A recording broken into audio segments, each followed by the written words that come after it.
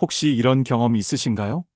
누군가와 만나고 돌아왔는데 이상하게도 기운이 쭉 빠지고 허무한 기분만 남았던 적. 웃고 떠들었는데 집에 오니 오히려 마음이 무겁고 왜 저 사람을 만났을까 후회했던 순간 말입니다. 우리가 지치고 피곤한 이유는 단순히 나이가 들어서가 아닙니다. 많은 경우 잘못된 사람과의 관계가 내 에너지를 소모시키고 있기 때문이죠. 인생 후반부로 갈수록 시간은 짧아지고 체력도 한정되어 있습니다. 그런데도 여전히 나를 힘들게 하는 사람과 억지로 인연을 이어가고 있다면 남은 소중한 시간은 더 빨리 사라져버릴 수밖에 없습니다. 오늘 영상에서는 똑똑한 사람들이 어떻게 관계를 정리하는지, 왜 어떤 인연은 붙잡고 어떤 인연은 놓아야 하는지, 그리고 관계를 끊는 것이 단순히 차가운 행동이 아니라 내 삶을 더 따뜻하고 풍요롭게 만드는 지혜라는 사실을 알려드리려 합니다. 끝까지 보시면 아마 고개가 절로 끄덕여지실 겁니다. 그래, 나도 이제는 이렇게 해야겠다는 용기가 생기실지도 모릅니다.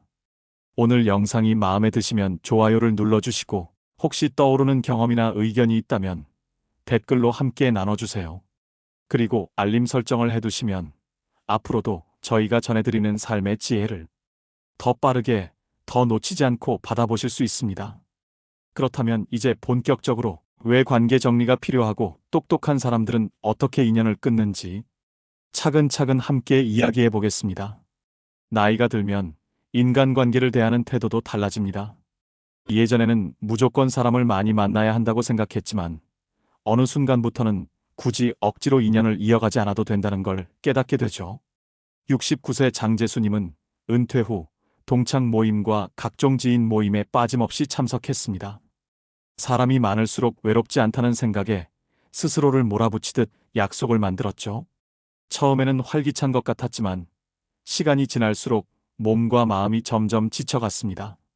전날 늦게까지 술자리에 있었던 날이면 아침에 눈을 뜨기도 힘들었고 집에 돌아오면 허무하게 텅 빈 마음만 남았습니다. 결국 아내에게 모임 다녀오면 더 피곤해 보여라는 말을 듣고 나서야 그는 자신이 사람들과 어울리는 것이 즐거움이 아니라 의무처럼 느껴지고 있음을 깨달았습니다. 나이가 들수록 관계를 정리해야 하는 이유는 단순하지 않습니다. 가장 큰 이유는 시간이 유한하다는 사실을 절실히 느끼게 되기 때문입니다. 젊었을 때는 시간이 무한히 주어질 것 같아 의미 없는 대화도 겉도는 만남도 크게 아깝지 않았습니다. 하지만 은퇴 이후의 시간은 다릅니다. 이제는 하루가 더 소중하고 한 번 지나간 하루는 다시 돌아오지 않습니다. 장재수님 역시 달력을 펼쳐놓고 일정을 확인하다가 일주일 내내 정말 만나고 싶은 사람보다 그저 형식적으로 불려나간 자리로 가득 차 있다는 사실에 허탈감을 느꼈습니다. 두 번째 이유는 에너지의 한계입니다. 예전 같지 않은 체력과 집중력은 불필요한 관계에서 더 빨리 소모됩니다. 기분 좋게 만난 자리라면 힘이 나지만 불평불만과 험담이 오가는 자리에 앉아 있으면 오히려 정신적인 피로가 배가 됩니다. 장재수님도 어느 날 모임에서 두세 시간이 지나자 머리가 지끈거리고 집에 돌아오니 온몸이 무겁게 가라앉았습니다. 단순히 늙어서 체력이 떨어진 게 아니라 내 마음에 맞지 않는 사람들과 억지로 어울렸기 때문에 더 피곤해진 것이었습니다. 세 번째 이유는 사람을 보는 눈이 달라진다는 점입니다. 젊은 시절에는 겉모습이나 말솜씨에 쉽게 현혹되기도 합니다. 하지만 나이가 들수록 배신도 경험하고 진짜와 가짜를 구분할 수 있는 안목이 생깁니다.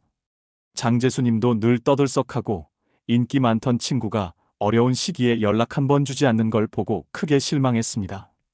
반면 조용히 곁에서 괜찮으냐 하고 물어주던 친구가 더 큰 힘이 된다는 사실을 알게 됐죠. 경험이 쌓이며 어떤 관계를 지켜야 하고 어떤 인연은 과감히 놓아야 하는지가 조금씩 보이기 시작하는 겁니다. 네 번째 이유는 건강과 평온의 중요성입니다. 나이가 들면 작은 갈등도 큰 상처가 될 수 있습니다. 감정적인 다툼은 수면을 방해하고 스트레스를 키우며 심지어 혈압과 심장 건강에도 직접적인 영향을 줍니다. 실제로 장재수님은 어느 모임에서 사소한 말다툼을 한 뒤 며칠간 잠을 설쳤습니다. 아내는 그에게 건강을 해치면서까지 그 사람들을 만날 필요 있냐고 말했지만 그는 그제서야 진정으로 중요한 게 무엇인지 고민하게 되었습니다. 결국 마음을 불편하게 만드는 사람들과의 만남은 삶의 질을 떨어뜨리는 독이 될 수 있음을 절감한 것이죠.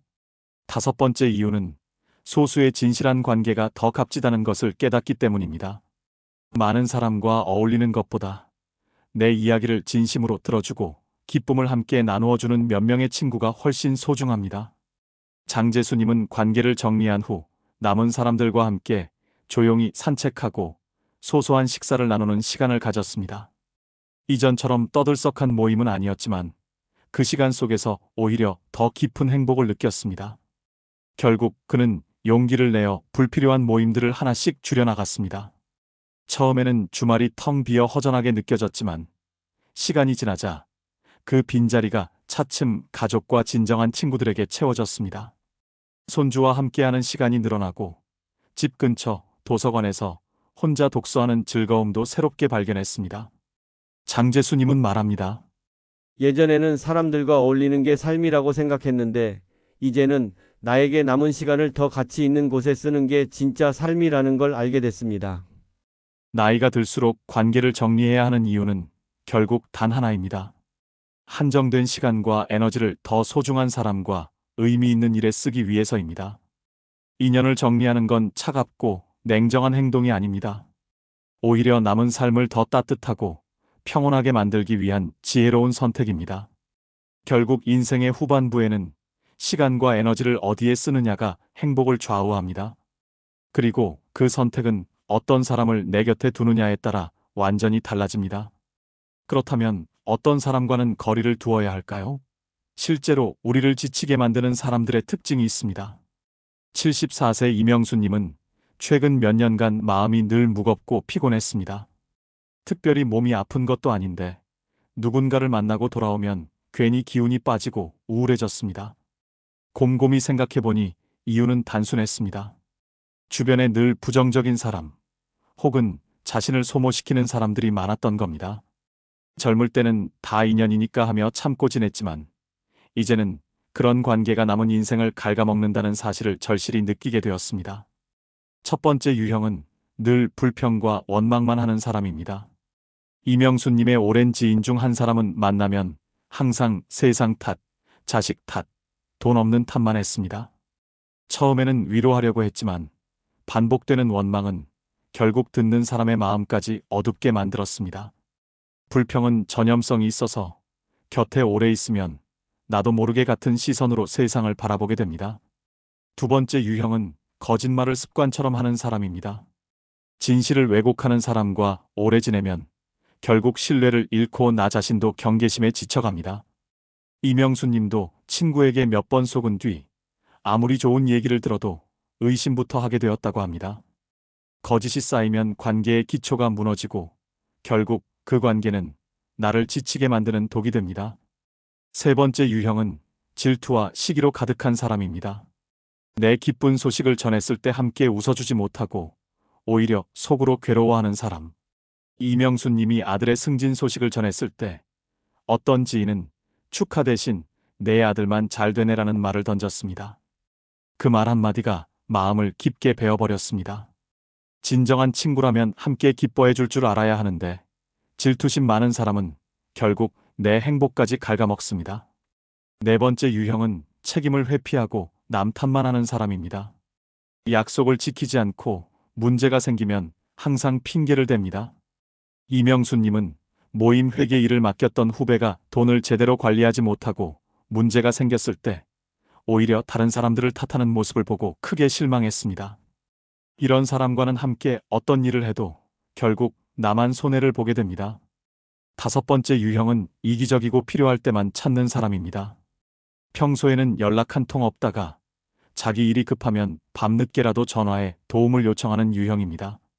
이명수님도 입원했을 때는 안부조차 묻지 않던 친구가 본인 사업을 알리려며 찾아온 적이 있었습니다.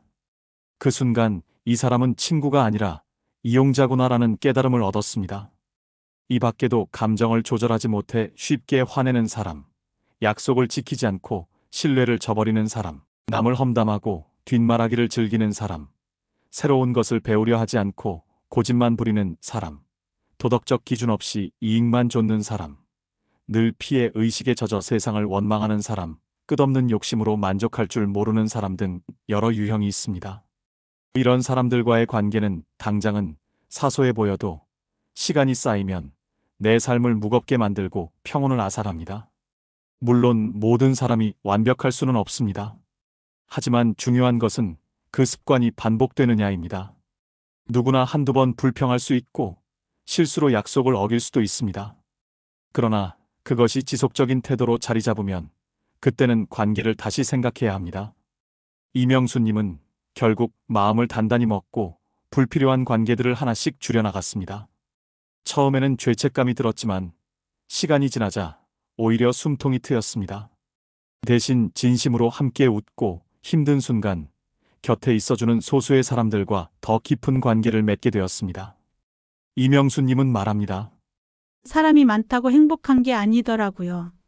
나를 지치게 하는 사람을 줄이니까 진짜 소중한 사람들이 더 잘 보였어요. 끊어야 할 사람들의 유형을 아는 건 단순히 남을 가려내는 일이 아닙니다. 결국은 내 마음을 지키는 일입니다. 불필요한 관계를 정리하는 순간 내 삶의 에너지는 더 소중한 곳에 쓰일 수 있습니다. 남은 시간은 짧습니다. 그 시간을 빼앗는 인연보다는 함께 있을 때 나를 더 빛나게 하는 사람과 함께 해야 합니다. 이처럼 우리를 지치게 하는 사람들과 거리를 두는 순간 비로소 내 삶이 가벼워집니다. 하지만 단순히 멀어지는 것만으로는 충분하지 않습니다. 왜 똑똑한 사람들은 더 현명하게 관계를 다루는지 그 태도를 아는 것이 중요합니다. 그런데 똑똑한 사람들은 이런 상황에서 조금 다르게 행동합니다. 단순히 냉정해서가 아니라 그들만의 분명한 기준과 태도가 있죠. 71세 윤경호님은 은퇴 후 처음 몇 년 동안 사람을 많이 만나야 외롭지 않을 거라 믿었습니다. 그래서 모임이 있으면 웬만하면 빠지지 않았습니다. 그러나 시간이 지날수록 집에 돌아와서 느끼는 허무감은 커져갔습니다. 어느 날은 모임에서 몇 시간 동안 앉아 있었지만 자신의 이야기는 단 한 번도 꺼내지 못하고 남들의 불평과 자랑만 들어야 했습니다. 집에 돌아온 윤경호님은 깊은 한숨을 내쉬며 나는 왜 이렇게까지 시간을 낭비하고 있을까라는 생각이 들었습니다. 그 순간 그는 똑똑한 사람들은 관계를 다르게 대한다는 사실을 깨달았습니다. 똑똑한 사람들이 관계를 정리하는 방식에는 뚜렷한 심리가 있습니다. 첫 번째는 에너지 관리입니다. 인간관계는 에너지를 주고받는 일입니다. 긍정적인 사람과 있으면 나도 기운이 나고 부정적인 사람과 있으면 하루가 무겁게 끝납니다. 윤경호님도 불필요한 모임 대신 산책을 선택했을 때 오히려 몸과 마음이 훨씬 가벼워졌습니다. 똑똑한 사람들은 자신의 하루 에너지가 한정돼 있음을 알기에 에너지를 빼앗는 관계보다는 채워주는 관계를 선택합니다. 두 번째는 만남의 양보다 질을 중시한다는 점입니다. 단순히 많은 사람과 어울린다고 해서 행복이 늘어나지 않는다는 걸 알고 있습니다. 오히려 소수의 진실한 관계 속에서 더 깊은 대화를 나누며 성장합니다. 윤경호님도 20명과 모여서 피곤하게 웃는 자리보다 한 명과 진심 어린 대화를 나눈 시간이 훨씬 값지다는 것을 경험했습니다. 똑똑한 사람들은 겉도는 만남보다 의미 있는 대화를 더 중요하게 여깁니다. 세 번째는 혼자의 시간을 긍정적으로 활용한다는 점입니다. 혼자 있는 시간을 외롭다고만 여기면 사람을 붙잡으려 애쓰게 됩니다. 그러나 똑똑한 사람들은 혼자 있는 시간 속에서 자기 성찰과 성장을 이뤄냅니다. 윤경호님도 모임을 줄이고 나서 저녁마다 책을 읽는 습관을 들였는데 처음에는 쓸쓸했지만 점점 스스로를 돌보는 시간이 되어갔습니다. 결국 그는 외로움이 아니라 내 안을 채우는 시간이라는 새로운 의미를 발견했습니다. 네 번째는 관계의 기준이 분명하다는 것입니다. 모든 사람과 잘 지내야 한다는 강박에서 벗어나 자신에게 진정으로 도움이 되지 않는 관계는 자연스럽게 거리를 둡니다.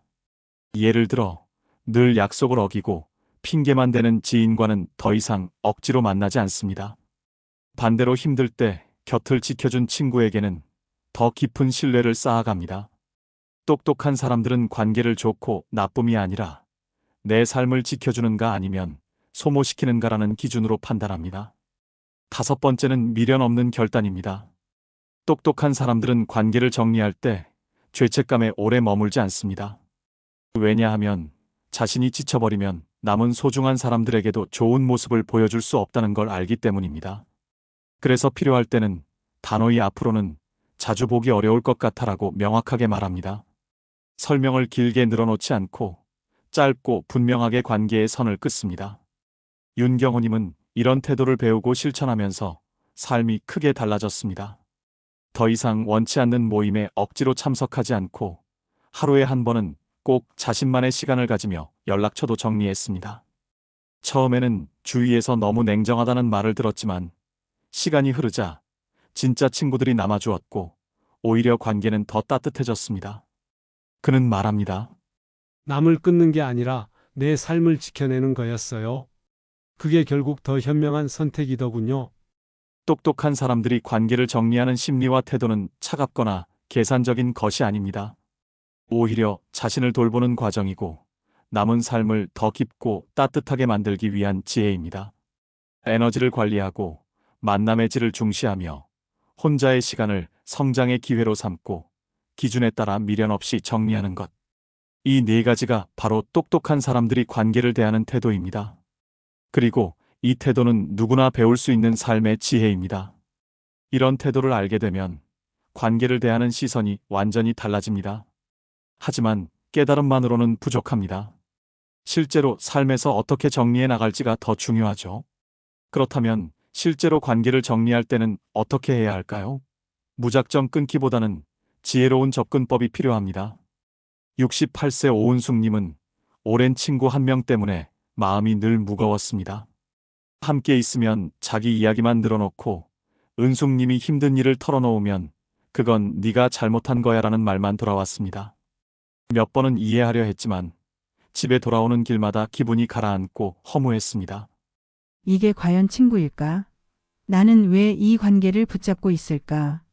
수십 년 이어진 인연이라는 이유만으로 도저히 끊지 못했던 겁니다. 그러던 어느 날 일기장에 이렇게 적었습니다. 오늘도 내 얘기는 듣지 않고 자기 자랑만 1시간. 집에 돌아오며 한숨만 남았다. 그 순간 은숙님은 관계를 정리해야겠다고 결심했습니다. 관계를 정리할 때 중요한 건 단번에 감정적으로 끊어내는 것이 아니라 차근차근 단계를 밟아나가는 겁니다. 우선은 감정보다 사실을 바라보는 것부터 시작해야 합니다. 순간의 서운함은 누구에게나 있을 수 있습니다. 하지만 같은 일이 반복된다면 그것은 명백한 신호입니다. 기록을 남겨보는 게 큰 도움이 됩니다. 오늘 대화 중 내 말을 3번이나 끊었다. 좋은 소식을 전했는데 관심조차 없었다. 이렇게 간단히 적어두는 것이죠. 이런 기록을 모아보면 단순한 오해인지 아니면 지속적인 문제인지 분명히 알 수 있습니다. 은숙님 역시 일기장을 통해 자신이 겪은 불편이 일회성이 아니라 습관이라는 걸 확인했고 그제야 결심이 흔들리지 않았습니다. 다음으로는 거리를 두어보는 과정이 필요합니다. 대부분의 사람들은 한 번에 끊으려다 실패합니다. 미안함과 죄책감 때문에 다시 관계를 이어가 버리기 때문이죠. 그래서 조금씩 단계적으로 거리를 두는 것이 현명합니다. 매주 만나던 약속을 격주로 줄여보거나 늘 먼저 연락을 주던 습관을 멈추는 것부터 시작하는 겁니다. 대화 주제도 경계선을 두어야 합니다. 상대가 험담을 시작하면 그 얘기는 나중에 듣자라며 부드럽게 화제를 바꾸는 식입니다. 작은 행동이지만 이 선 긋기가 나를 보호하는 첫걸음이 됩니다. 또 하나 도움이 되는 건 즉각 반응하지 않는 습관입니다. 메시지나 전화가 와도 바로 답하지 않고 여유를 두는 겁니다.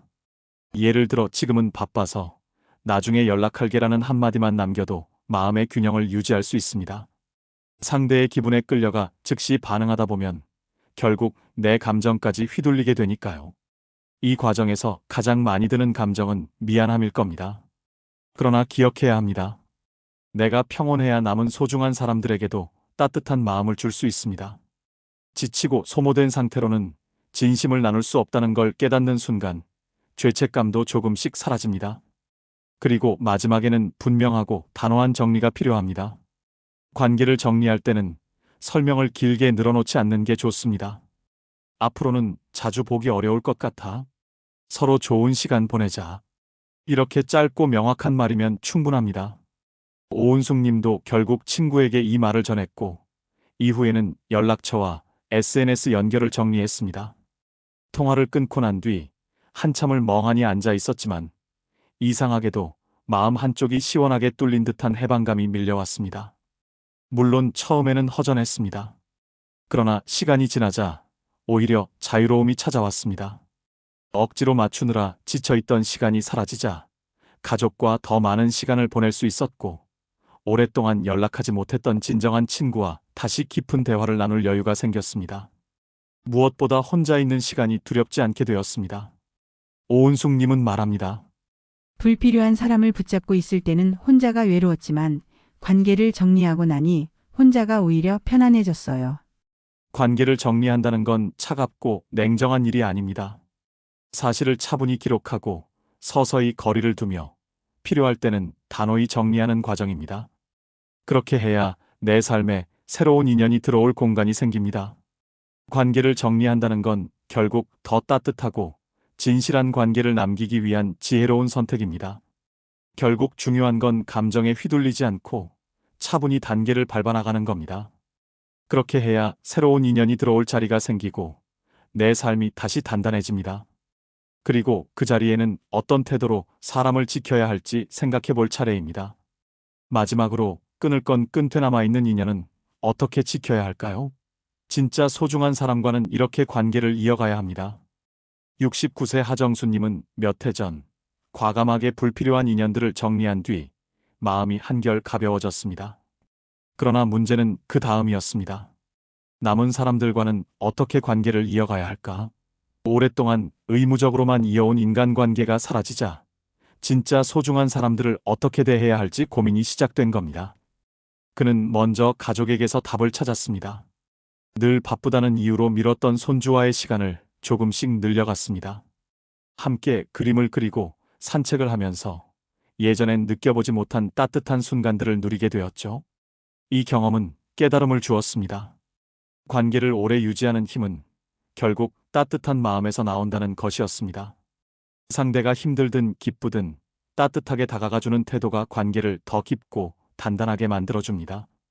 두 번째는 신뢰를 쌓는 진실한 태도입니다. 하정수님은 한 번은 친구의 부탁을 들어주다가 상황이 잘 풀리지 않아 곤란했던 적이 있었습니다. 그때 그는 솔직하게 내가 도와주려 했는데 잘 되지 않아 미안하다고 털어놓았습니다. 친구는 오히려 네가 진심으로 해준 게 고마워라며 웃어주었습니다. 그 순간 그는 깨달았습니다. 겉으로 좋은 말만 하는 관계보다 진심 어린 솔직함이 더 오래 간다는 것. 관계는 화려한 말보다 작은 행동에서 신뢰가 쌓이는 법입니다. 세 번째는 경청의 힘입니다. 많은 사람들은 상대의 말을 듣는 듯 하면서도 사실은 대답할 말을 미리 준비합니다. 하지만 진짜 소중한 관계는 상대의 이야기를 끝까지 들어주는 데서 시작됩니다. 하정수 님도 어느 날 이웃이 자신이 겪은 어려움을 털어놓을 때 중간에 끼어들지 않고 끝까지 들어주었습니다. 이야기를 마친 이웃이 들어줘서 정말 고마워요라고 말하는 순간 그는 새삼 깨달았습니다. 때로는 조언보다 침묵 속의 경청이 더 큰 위로가 된다는 것을요. 네 번째는 장점을 먼저 인정해주는 태도입니다. 사람은 누구나 단점보다 장점이 주목받을 때 자신감을 얻습니다. 하정수님은 오랫동안 알고 지낸 친구가 요리를 좋아하지만 늘 나는 솜씨가 없어라며 자신 없어 할 때 네가 만든 된장찌개가 제일 맛있어. 난 집에 가면 그 맛이 생각나라고 말해주었습니다. 그날 이후 그 친구는 요리에 더 자신감을 가지게 되었고 오히려 주변 사람들을 자주 초대하며 관계를 넓혀갔습니다. 작은 칭찬과 인정이 사람을 성장시키고 관계도 더 따뜻하게 키우는 씨앗이 된 겁니다. 다섯 번째는 어려울 때 곁을 지켜주는 태도입니다. 좋은 날 함께하는 사람은 많지만 힘든 순간 곁에 남아주는 사람은 드뭅니다. 하정수님은 몇 해 전 친구가 큰 수술을 앞두고 있을 때 병원에 직접 찾아가 손을 꼭 잡아주었습니다. 말은 많지 않았지만 그 손길이 친구에게는 가장 큰 힘이 되었다고 합니다. 진짜 관계는 바로 이런 순간에서 확인됩니다. 위기의 순간을 함께 건너야 비로소 진정한 인연으로 남을 수 있습니다. 관계를 지켜내는 태도는 거창하지 않습니다. 따뜻한 마음, 진실한 솔직함, 귀 기울여주는 자세, 작은 칭찬, 힘든 순간 곁을 지켜주는 마음. 이 5가지만 지켜도 남은 사람들과의 관계는 훨씬 단단해집니다. 하정수님은 말합니다. 수많은 인연을 정리했지만 남은 사람들과는 더 깊은 관계가 생겼습니다. 숫자는 줄었는데 마음은 더 풍요로워졌어요. 결국 건강한 관계란 끊을 줄 아는 지혜와 동시에 남은 인연을 지켜낼 줄 아는 태도에서 비롯됩니다. 끊어낼 인연은 단호히 놓고 함께할 인연은 따뜻하게 지켜내는 것. 이것이야말로 삶을 더욱 단단하고 풍요롭게 만드는 비결입니다. 관계는 끊어내는 지혜와 동시에 지켜내는 태도가 필요합니다. 이것을 깨달은 순간 남은 인연은 더욱 깊어지고 삶은 훨씬 따뜻해집니다. 오늘은 나이가 들수록 왜 관계 정리가 중요한지, 또 어떤 사람과는 거리를 두어야 하는지, 그리고 똑똑한 사람들이 어떤 마음가짐으로 인연을 끊는지 함께 살펴봤습니다. 마지막으로는 관계를 지혜롭게 정리하는 방법과 남은 사람들과 건강한 관계를 지켜내는 태도까지 나누어 보았죠. 결국 인생의 후반부는 사람을 줄이는 과정이 아니라 진짜 사람만 남기는 과정입니다. 억지로 이어온 관계는 놓아도 괜찮습니다. 내가 지쳐버리면 소중한 사람에게도 따뜻할 수 없으니까요. 불필요한 인연을 정리할 때 그 빈자리는 더 깊고 진실한 인연으로 채워지게 됩니다. 혹시 오늘 이야기가 떠오르는 지인분이 계시다면 이 영상을 함께 공유해 주시면 좋겠습니다. 좋아요 버튼 한번, 댓글 한 줄이 저희에게는 큰 힘이 됩니다. 그리고 여러분의 경험이나 생각을 댓글로 남겨주시면 더 많은 분들에게도 큰 지혜가 되어 돌아갈 거라 믿습니다. 마지막으로 오늘의 이야기를 한 문장으로 정리해 드리고 싶습니다. 인생의 지혜는 끊을 것을 끊고 남길 것을 지켜내는 데서 시작된다. 여러분의 하루가 더 평온하고 따뜻해지기를 바랍니다.